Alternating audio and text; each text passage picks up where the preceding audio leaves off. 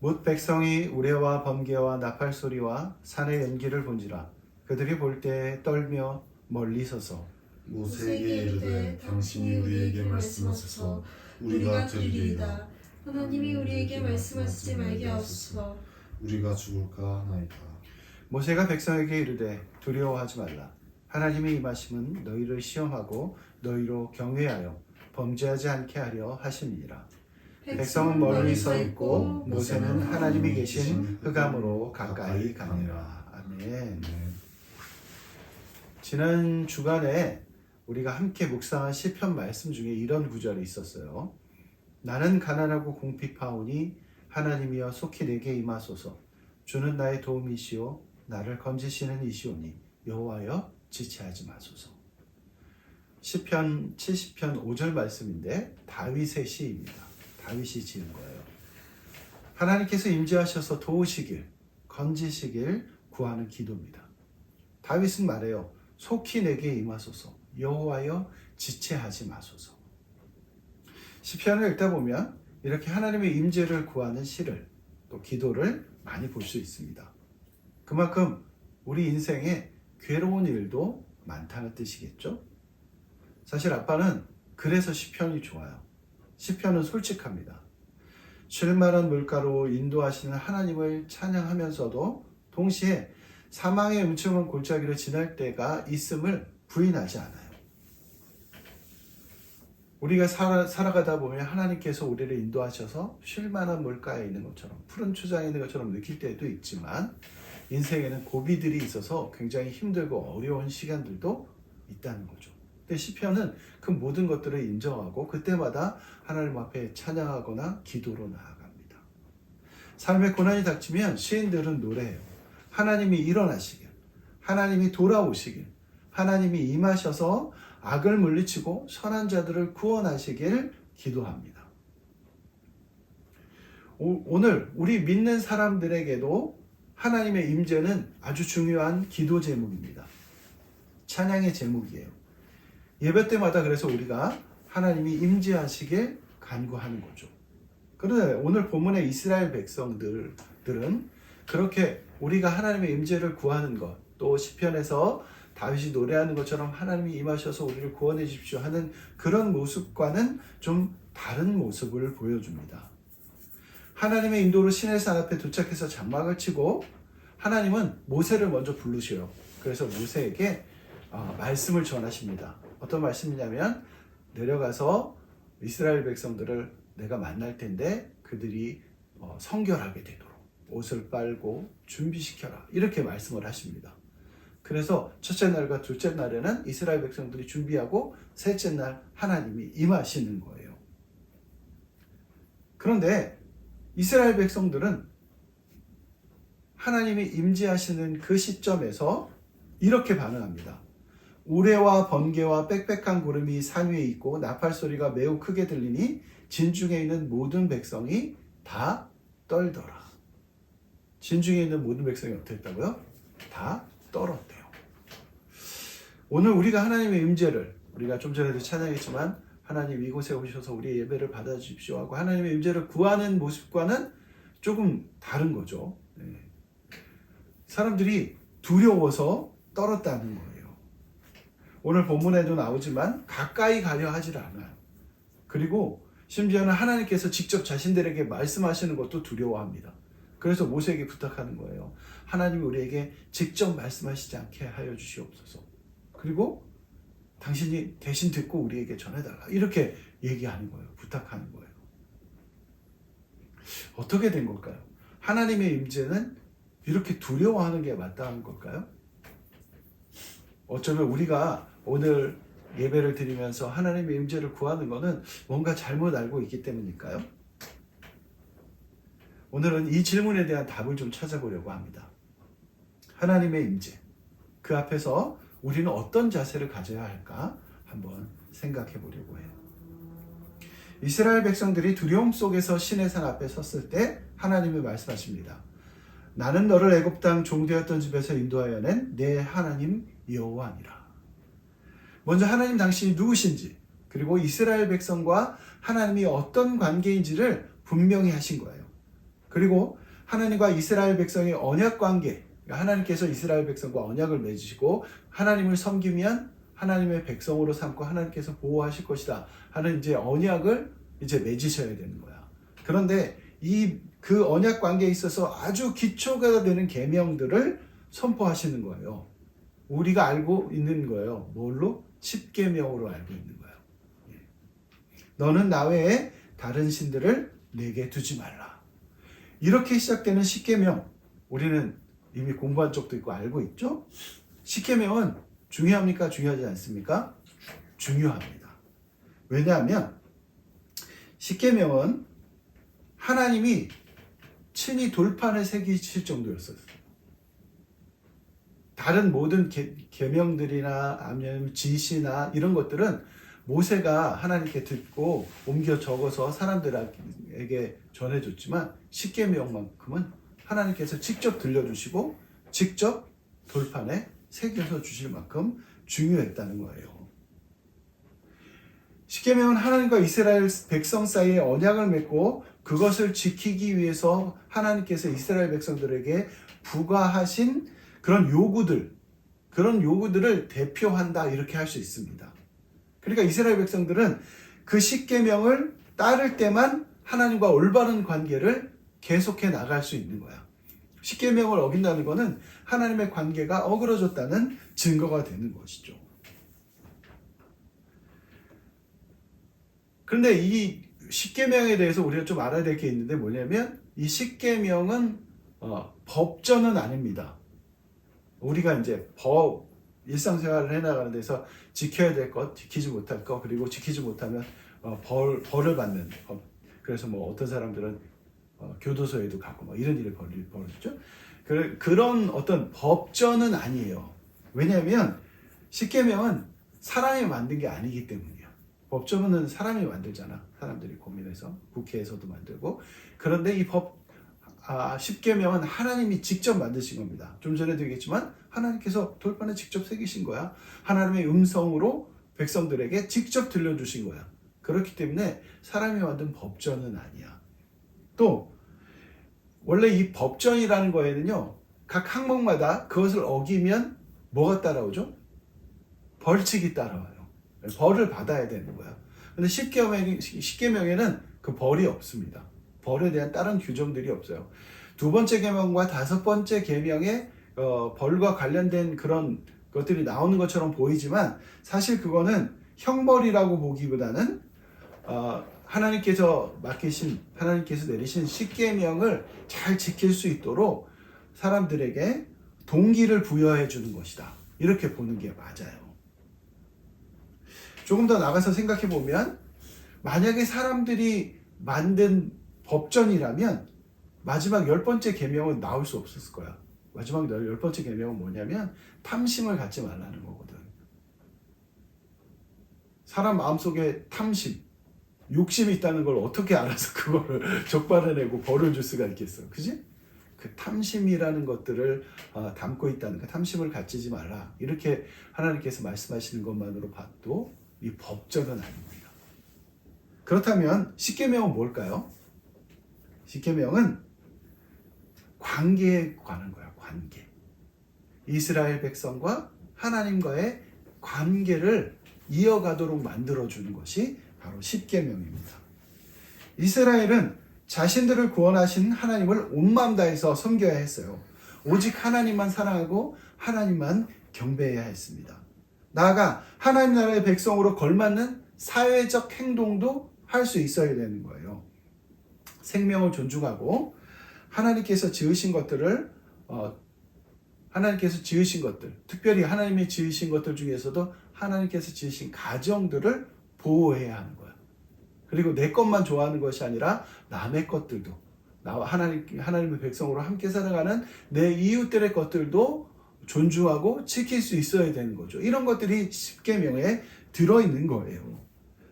이런 것들을 따름으로 인해서 하나님을 얼마나 내가 사랑하고 있는지, 하나님의 뜻에 얼마나 순종하고 있는지 이런 것들을 증명해야 했던 것이죠. 그런데 이 10계명은 하나님의 임재하고도 아주 밀접한 관련이 있어요. 자, 하나님이 이스라엘 백성들에게 임재하셔서 제일 먼저 주신 게 십계명이잖아. 그러니까 하나님이 임재하신다는 거에서는 하나님의 말씀이 따라올 수밖에 없다는 거예요. 이스라엘 백성들은 하나님을 볼 수 있었어요, 없었어요? 볼 수 없었어요. 사람은 하나님을 볼 수 없어. 왜? 사람은 죄인이기 때문에. 그래서 하나님을 보면 죽을 수밖에 없거든. 그래서 이스라엘 백성들이 두려워했던 거예요. 두려워서 떨었던 거야. 그런데 그렇다고 해서 하나님이 멀리만 계신 게 아니라는 거야. 하나님이 임재하신다는 건 뭐냐면 하나님의 말씀이 들려진다는 것입니다. 하나님은 말씀을 통해서 하나님이 어떤 분인지, 하나님이 원하시는 것이 무엇인지 이걸 나타내시는 거야. 그래서 이걸 성경적인 용어로 뭐라고 하냐면 계시라고 해. 계시. 계시는 무슨 특별한 것들을 머릿속에 탁 넣어주는 게 아니야. 하나님을 보여주는 거야. 하나님이 어떤 분인지, 하나님이 어떤 것인지. 우리는 뭘 통해서 계시를 보죠? 하나님의 말씀은 성경책을 통해서 보는 거야. 하나님이 그 성경을 통해서 하나님의 말씀으로 내가 원하는 것은 무엇이다. 나는 이런 하나님이다. 이렇게 보여주시는 거죠. 우리가 성경을 읽는 이유는 다른 게 아닙니다. 그걸 통해서 하나님을 볼 수 있기 때문이에요. 하나님이 임재하시면 하나님이 말씀하십니다. 한번 따라해 볼까요? 하나님이 임재하시면 우리 해줍니다. 하나님이 임재하시면 하나님이 말씀하신다. 그래요. 하나님이 임재하시고 하나님이 말씀하시면 우리는 그 말씀을 듣고 그 말씀에 순종해야 하는 거죠. 이거는 오늘날 하나님의 임재를 구하는 우리가 예배 가운데서 하나님 임재하여 우리 예배를 받아주십시오. 이렇게 하나님께 기도하는 우리에게도 굉장히 중요한 가르침을 줍니다. 하나님의 임재라는 거는요, 어떤 느낌이나 감정 혹은 감각적인 측면의 것들로 알 수 있는 게 아니에요. 우리가 기도를 아무리 열심히 해도, 아무리 뜨겁게 찬양하고 하나님 앞에 막 매달려도 하나님의 임재는 어디서 경험할 수 있느냐? 하나님의 말씀 가운데서 경험할 수 있는 것이라는 거예요. 그러니까 말씀이 선포될 때 우리가 하나님을 만날 수 있는 것이죠. 그런 면에서 하나님의 임재를 구한다고 하면서 하나님을 만나기 원한다면서 성경을 읽지 않는 거는 있을 수 있는 일이에요? 없는 일이에요. 그러니까 설교 시간에 꾸벅꾸벅 졸면서 오늘 예배 가운데서 하나님 왜 날 안 만나주셨지? 이러면 안 되는 거야. 설교 시간에 또 하나님 말씀을 우리가 공부하는 시간에 딴 생각하면서 하나님의 임재를 구하는 것, 이건 말도 안 되는 거죠. 하나님의 말씀 가운데 하나님의 임재를 경험할 수 있다는 것 꼭 기억하기 바랍니다. 아멘. 네.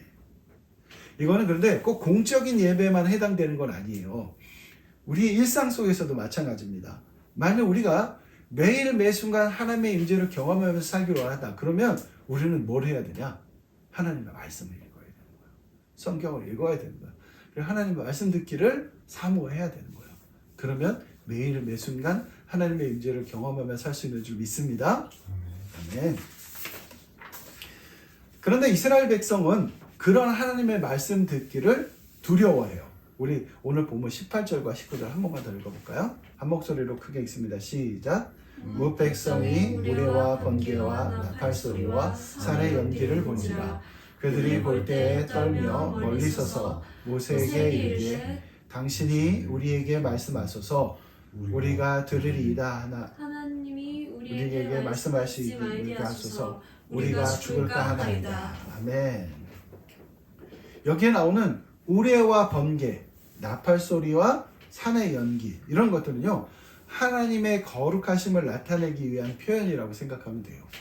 실제로 우레가 있고 막 구름이 자욱하게 끼고 이랬을 수도 있어. 근데 어쨌든 하나님의 거룩하심이 나타나는데 이거는 너무나 거룩한 것이기 때문에 사람들의 것으로는 표현하기가 너무 어려운 거예요. 그래서 그런 우레, 번개, 나팔소리, 산의 연기 이런 것들로 표현한 것이죠. 산 위에 임재하신 하나님의 거룩하심 앞에서 이스라엘 백성들은 두려움에 빠집니다. 앞에서도 말했지만 이런 반응은 오늘 하나님의 임재를 구하는 우리의 소원, 우리의 기도나 우리의 간구와는 좀 많은 차이가 있죠. 하지만 하나님의 임재 앞에서 이스라엘 백성들이 느꼈던 두려움은 이상한 게 아니에요. 어쩌면 당연한 것입니다. 두려워하는 이스라엘 백성들을 향해서 모세가 뭐라고 해요? 20절 말씀을 보세요. 모세가 백성에게 이르되 두려워하지 말라. 하나님이 임하심은 너희를 시험하고 너희로 경외하여 범죄하지 않게 하려 하심이니라. 이래요. 우리는 먼저 여기에서 경외라는 단어에 주목해야 합니다. 경외는 이르아라는 히브리어를 번역한 것인데요. 그 단어는 본래 두려움을 뜻해요. 두려움. 그러니까 우리가 하나님을 경외한다는 말에는 자동적으로 두려움이 바닥에 깔려 있는 거야. 그러니까 이스라엘 백성들이 하나님 임재하실 때 두려움을 느끼는 것은 너무나 당연하다고 얘기할 수 있는 거예요. 그런데 이 경외가 왜 중요한 줄 알아요? 경외하는 사람만이 하나님 앞에서 범죄하지 않을 수 있어. 그러니까 하나님을 경외하지 않는 사람, 하나님 앞에 두려움을 갖지 않는 사람은 범죄할 수 있는 가능성이 있다는 거예요. 근데 하나님을 두려워하는 사람은 범죄할 수 없다는 거죠. 왜? 하나님이 계신다는 걸 알기 때문에 하나님을 두려워하는 거잖아. 그러니까 죄를 범하지 않을 수 있다는 거예요. 살아계신 하나님, 거룩하신 하나님, 그 하나님 앞에서 내가 서 있다는 것을 알면 어떻게 범죄할 수가 있겠어? 그 두려움 앞에서 살아간다면 우리는 범죄하지 않고 죄를 이기고 살 수 있는 것이죠. 근데 모세가 또 중요한 말 하나를 해요. 뭐냐면 하나님께서 임재하신 것이 이스라엘 백성들을 시험하기 위함이라고요. 시험. 근데 이 시험은 테스트가 아니야. 뭐냐면 증명입니다. 뭐를 증명하는 거예요? 그들이 하나님의 백성으로 살아가겠다는 그 마음을 증명해야 되는 거야. 하나님께서 십계명을 선포하실 때 그 십계명을 따르겠다고. 그래서 하나님만 섬기겠다고. 하나님만 사랑하겠다고. 내 이웃을 내 몸처럼 사랑하겠다고.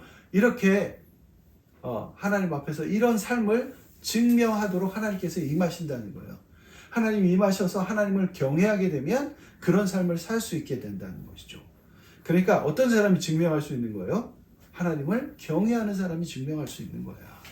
그래서 하나님을 두려워하는 거, 하나님이 임재하실 때 하나님께 두려운 마음을 갖는 것은 이상한 게 아닙니다. 당연한 거예요. 이제 오늘 문제 한 가지 답만 더 찾으면 돼요. 뭐냐면 하나님이 임재하실 때 하나님께 두려운 마음을 갖는 게 당연하다면 오늘 우리가 예배 가운데서 하나님의 임재를 바라고 또 우리의 삶 가운데서 하나님이 우리와 함께 하셔서 임재하셔서 우리와 같이 동행하시길 바라는 그 마음은 무엇일까? 어떤 마음 자세로 그것을 생각을 해야 될까요? 과연 우리는 하나님의 임재를 두려워해야 될까요? 아니면 하나님의 임재를 날마다 바라고 간절히 소망해야 될까요? 정답은 둘 다야. 하나님은 여전히 경외할 뿐이죠. 왜? 하나님은 거룩하시니까. 우리와 다르셔. 하나님은 창조주이시고 하나님은 왕이시고 하나님은 우리의 아버지야. 우리는 그거에 비해서 피조물이란 말이야. 우리는 백성이야. 하나님이 왕이신 그 나라의 백성이야. 우리는 자녀야. 그러니까 창조주이시고 왕이시고 그리고 아버지이신 하나님 앞에서 피조물인 우리가, 자녀인 우리가 두려움을 느끼는 것, 경외함을 갖는 것 당연한 것입니다. 그러니까 하나님의 임재를 바랄 때도 우리는 두려운 마음이 있어야 돼요. 근데 아무 생각 없이 하나님의 임재를 기뻐하기만 할 수 있는 건 아니야. 하나님이 이곳에 임재하신다. 그러면 당연히 두려워해야 되는 것이죠. 하지만 동시에 우리는 하나님을 간절히 바랄 수 있어야 됩니다. 우리가 하나님의 임재하심을 바라는 것은 그날 이스라엘 백성들과는 좀 달라요. 분명히 다릅니다. 그 사람들은 막 두려워서 떨고 가까이 가려고도 하지 않고 하나님 앞에서 멀리 떨어져서 모세에게 대신 이야기를 들어달라고 했지만 우리는 그러지 않습니다. 왜 그러냐면 그때 이스라엘 백성들이 그렇게 두려워했던 것은 죄 때문이었거든. 죄인들은 하나님을 보면 죽을 수밖에 없으니까. 그런데 오늘 우리는 어때요?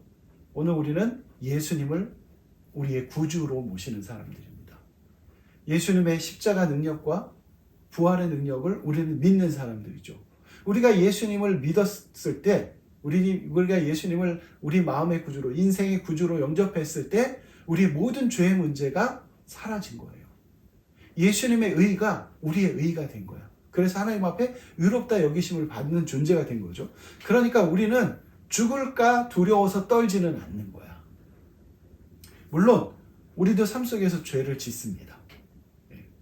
하나님이 싫어하신다는 걸 알면서도 이건 참 죄악된 행동인데 이런 것들을 행할 때가 많아요. 하지만 우리가 아무리 크고 아무리 많은 죄를 진다고 해도 예수님의 보혈의 능력이 그 죄악들을 이길 수 있는 거야. 사실 우리가 예수님을 믿는 이유는요, 우리의 힘으로는 도저히 그 죄들을 이길 수 없기 때문이야. 그래서 우리가 지금도 여전히 조금씩 죄를 짓는 거예요. 그런데 동시에 우리가 믿는 건 뭐예요? 우리가 그런 죄 가운데 있을지라도 예수님께서 우리의 그 모든 죄악과 우리가 앞으로 지을 죄까지도 사하셨기 때문에 우리가 죄를 이기는 삶을 살 수 있는 힘을 우리가 받았기 때문에 예수님을 믿는 거예요. 그러니까 우리가 하나님의 임재를 대하는 자세는 이스라엘 백성들과 다를 수밖에 없는 거죠. 우리는 죽을까 두려워서 떠는 게 아닙니다. 다만 우리가 삶 가운데서 아직 완전히 버리지 못하는 죄의 습성들 때문에 하나님 앞에 두려워할 수는 있죠.